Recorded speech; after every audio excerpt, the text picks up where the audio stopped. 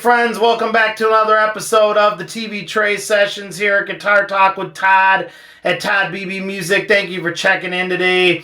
Wanted to come on here and send out a salute to my dear friend, the late great Duane Eddy, who passed away yesterday on April 30th of 2024. This is being recorded on May 1st of 2024. I send out my deepest condolences to Duane's wife, Dee, and his entire family. Many of you know I was blessed to have a relationship with Duane and Dee. I would call Duane every year on his birthday. He would call me every year on my birthday and multiple times throughout the year as well. We would always talk. I would always have long conversations with Duane, and like I said, I'm so sad to hear he had passed away, and I send out my deepest condolences to Deed and his whole family. Duane, like I said, I just tried calling him last week on his birthday, April 26th, which was on Friday. It hasn't even been a week yet. He turned 86 years old, and Deed answered the phone like she usually does, and we had a nice conversation, but she told me Duane was not up for taking phone calls that day, which kind of gave me a uneasy feeling right there, because Duane, that was always his thing on his birthday. Everyone and anyone in the music business would call Duane. He was always so happy about the multiple calls he would get coming in, and he and I would usually have to cut our conversation short because he'd say, there's so many calls coming in, I'll get back to you tomorrow or the day after, and he would, and then we'd have conversations. Duane and I would talk for hours. When I first started doing interviews years ago, and I was lucky enough to line up Duane as one of the guys I did interview, he and I just hit it off right away. I've put the link to this interview numerous times on this channel, but I'll put it below too. It's one of my proudest ones I've done. But usually a typical interview, people will tell you have 20 minutes. Sometimes you'll get a half hour, maybe less, maybe more. But every once in a while you run into one that just, you really hit it off. The first time Duane and I spoke and I interviewed him, I think we talked for about 4 hours. And so much so that I remember Connie, my wife, came into, my room where I do my interviews at, and was just making sure everything was okay, because I had fallen off the face of the earth for hours on end. And great interview though. Like I said, read through it. I'll put the link below. Duane was such an awesome guy and an awesome friend. And when we hung up that day, we weren't done, because Duane was a talker and I'm a talker. So we would just go on and get into all kinds of stuff, and many times not just about music, but just life in general. And when we hung up that day, Duane said, I think we need to continue these conversations, my friend. And I said, Duane, I would love that. And about a week later, he called me back and we talked more. And then I called him back the following week. And then it would spin off into multiple other things. I have a great interview I've never published that I did, because I would talk with Duane, but it was just like friends talking, and then we would do interviews, and I'd tell him, Duane, I might want to use this for a future publication, so this is a full-on interview. So there's a big difference between that and us just, talking on our birthdays or whatnot. But I told him the one time, I said, Duane, we've talked so much about your career, and that's great, but every time we do, you talk about all these, working with Otis Redding and on American Bandstand, and he would go, him and Eddiecochran would drive around looking for the great Mexican restaurants, in the Southwest and all the, I'm like, God, these are stories that someone needs to document.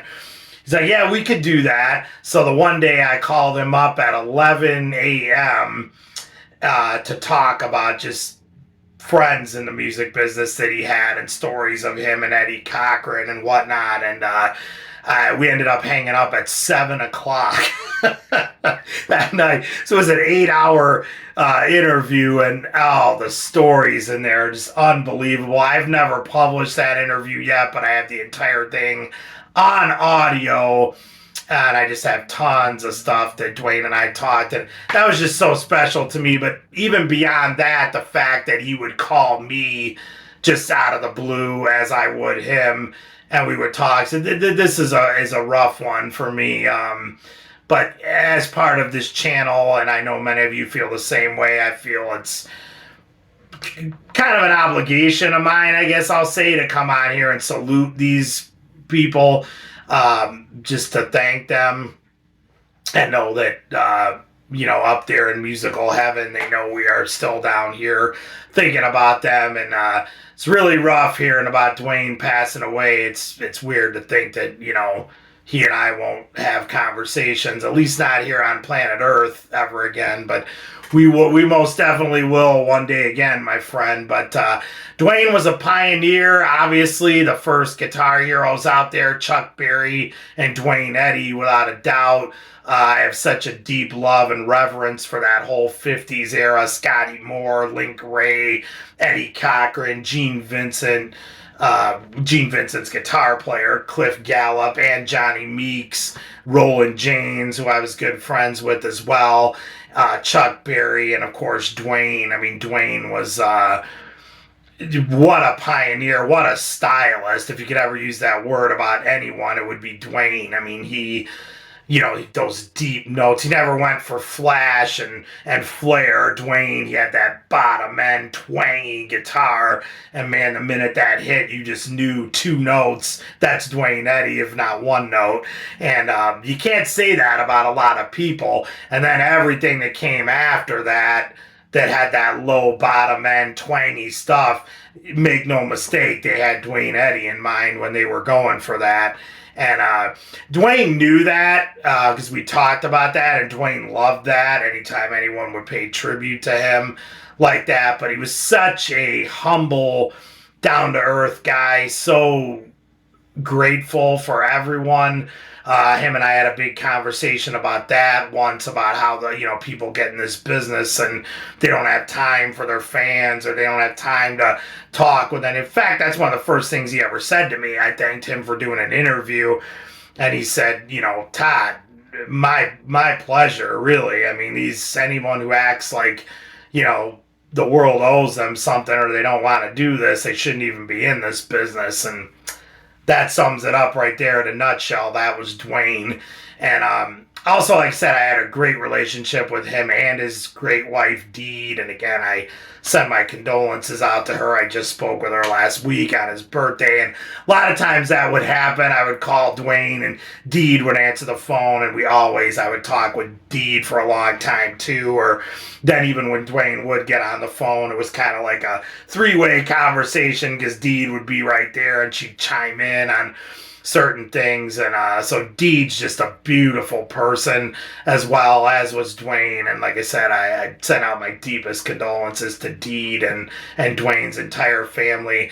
All I can say to his family, besides my condolences, is you guys should be beyond proud, as I'm sure you are, because Duane, more than so many players I can think of, carved out a style truly all his own. I mean, he was one of a kind. Like I said, I'll put the link below to my interview with Duane, even though it's been on here multiple times. At some point, I plan on posting audio of that interview. And like I said, I have tons and tons of audio, not just the 8 hours we talked about Duane and his friends in the business. There was many times I would say to Duane, Duane, you're talking about some things here. Do you mind if I record this? I'd love to document this. And he'd always kind of shine it on like, yeah, that's fine. I'm glad somebody's listening, like it wasn't anything. And I'm just thinking, like, are you listening to these stories? Like he's, driving around with Eddie Cochran trying to find Mexican food. That's just, come on, what music lover like me, and I know many of you, doesn't want to hear that or doesn't love that? So I hope to post that someday, the audio of it, so you can hear Duane in his own voice talking about this. Many of you that know me know I'm very big on the fact that I like permissions on everything, and I'll always be that way out of respect for the artist and their families.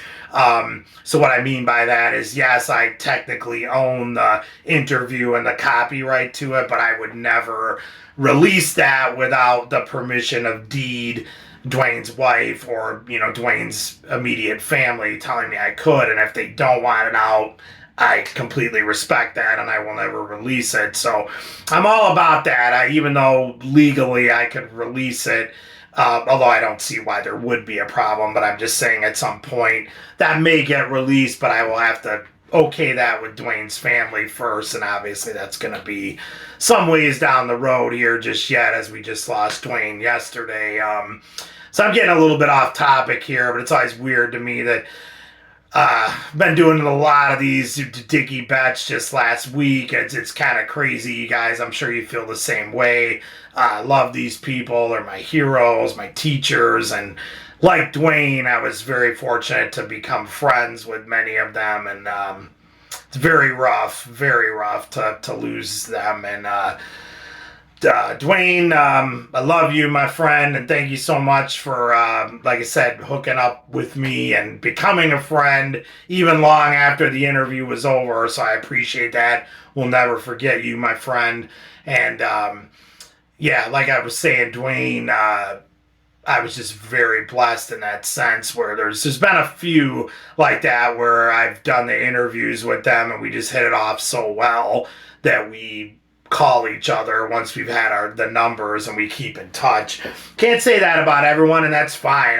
Most everyone I've interviewed has been great, and I love doing them, but a lot of times it's just the interview and you hang up and you're done, and that's totally fine. I'm grateful to have had that, but there's been a few where it's went beyond that, and I've kept in touch with these people, and they've been great friends. And Duane and Deed are two that I'm lucky to say that was the case. So Duane, brother, man, we love you, and thank you so much for the music, of course. Put on some Duane Eddy, you guys. If you're not familiar with him, check it out. What a stylist, what a pioneer, playing that instrumental music in the late 50s like that. That was unheard of at the time, and Duane just trailblazed a path all his own, and we owe him big time. So thank you again, Duane. Again, my deepest condolences to my friend Deed Eddy, Duane's wife, and his entire family. I'm thinking about all of you today, and